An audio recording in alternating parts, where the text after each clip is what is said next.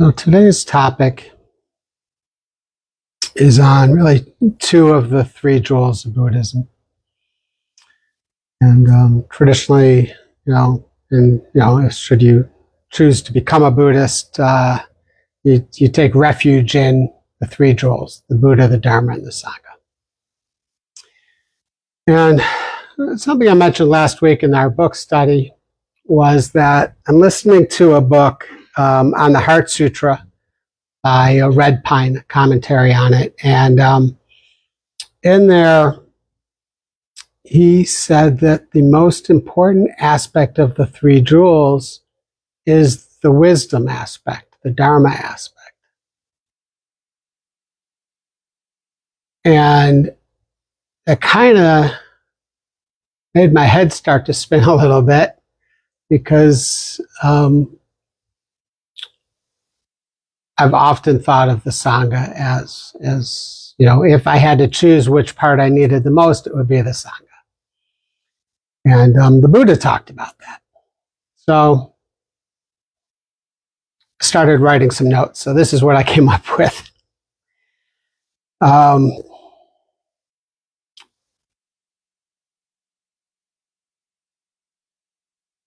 Often with wisdom, we think of it as something that we cultivate internally, and Sangha is something externally, right? But the truth is, they're very much intertwined. Wisdom grows in relationship, and Sangha flourishes when guided by that wisdom, right? And while the Buddha did experience solitude in his quest for, while Siddhartha spent time in solitude while eventually becoming the Buddha,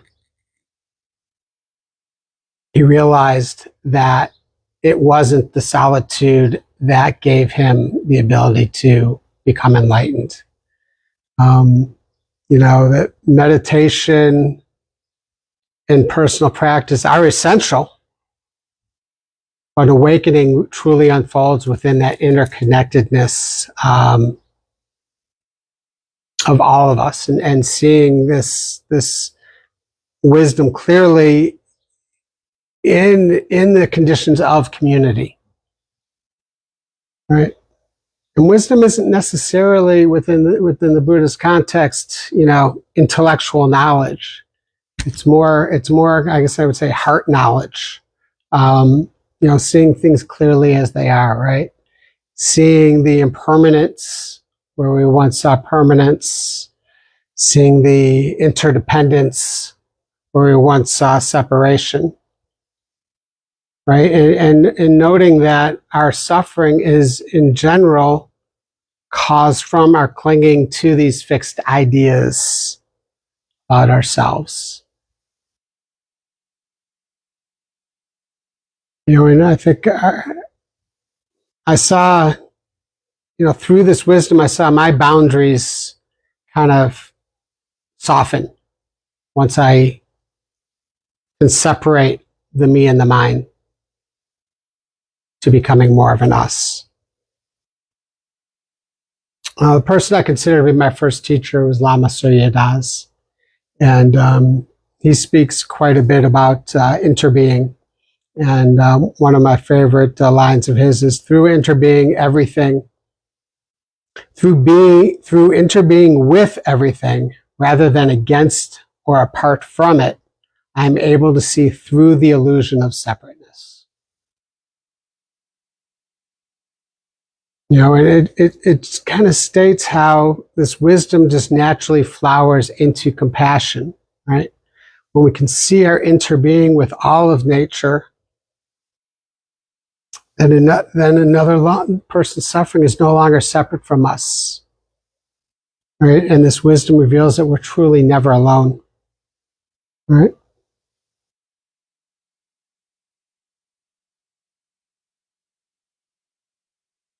Many, and I certainly know, I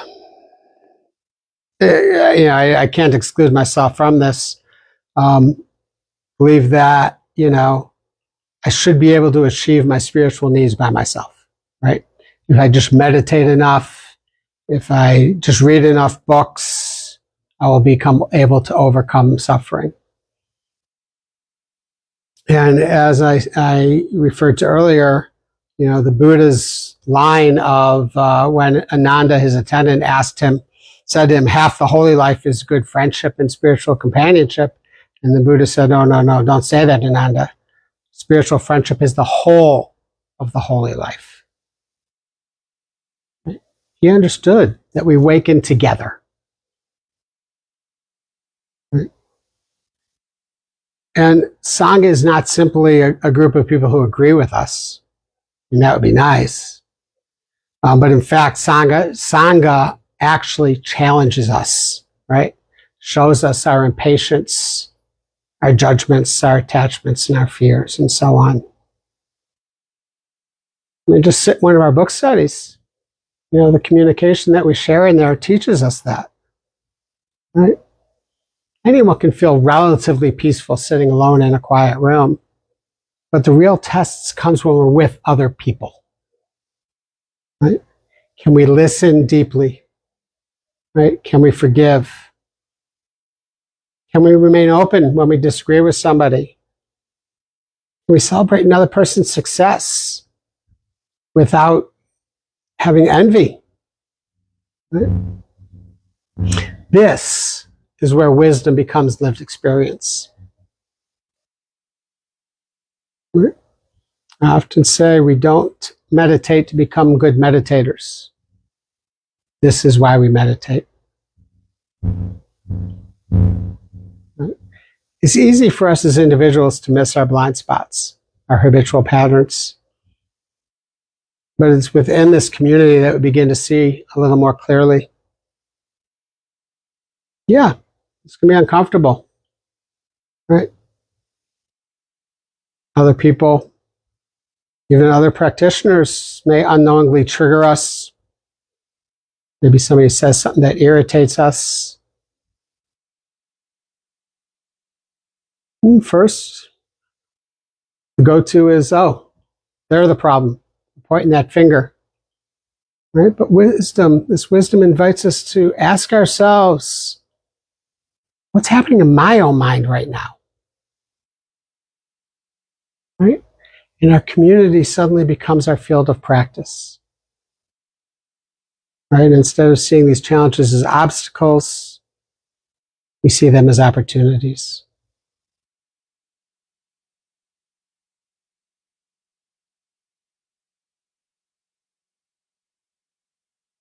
Wisdom without compassion can seem very cold.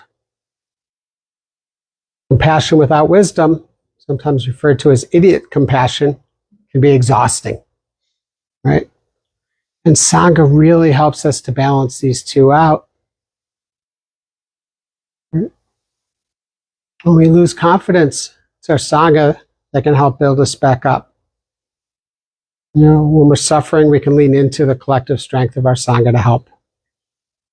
Thich Nhat Hanh often taught, as well as led, he would say, the next Buddha may take the form of a Sangha. Right? He's saying that our wisdom in the world may arise through communities of learning to live in mindfulness, compassion, and understanding together. And certainly, he built that within his plum villages around the world. Sangha isn't something that just takes place in rooms like this. Right? Our Sangha extends into every part of life. People who support our practice, encourage us, people who teach us patience. Difficult people in our lives become unexpected teachers. And our wisdom allows us to see that relationship in every step of our path.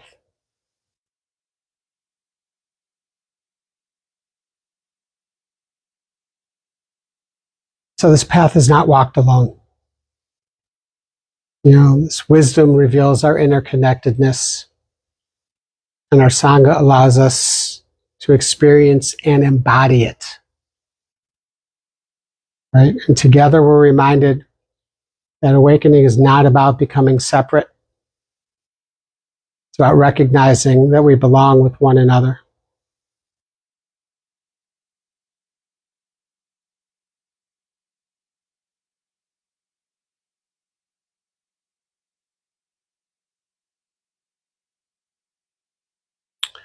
So I will leave you to contemplate that for the balance of our practice today.